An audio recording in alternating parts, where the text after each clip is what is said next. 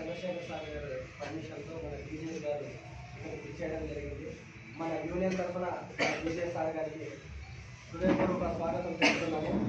అలాగే మన నారాయణ సార్ గారు మన యూనియన్ రిజిస్ట్రేషన్కి సార్కి బాధ్యతలు అప్పచెప్పారు. అలాగే యూనియన్ తరఫున మా అవుట్సోర్సింగ్ ఎంప్లాయీస్ అందరి తరఫున హృదయపూర్వక ధన్యవాదాలు సార్, మా ఆహ్వానాన్ని మన్నించి వచ్చినందుకు. సో మాకు మీ వంతు సహాయ సహకారాలు అందించాలని మేము కోరుకుంటున్నాం సార్.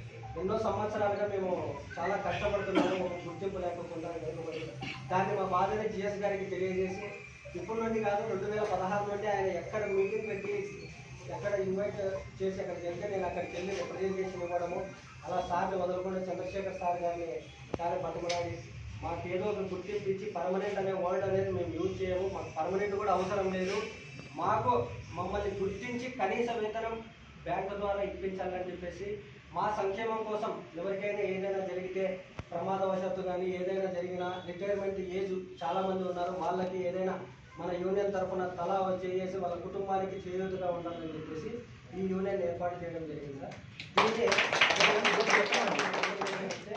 సార్ కూడా సానుకూలంగా స్పందించి బండ్లి సార్ గారితో కూడా మాట్లాడి మీకు ఖచ్చితంగా హెల్ప్ చేస్తామని చెప్పేసి ప్రతి విషయంలో మాకు హెల్ప్ఫుల్గా ఉంది.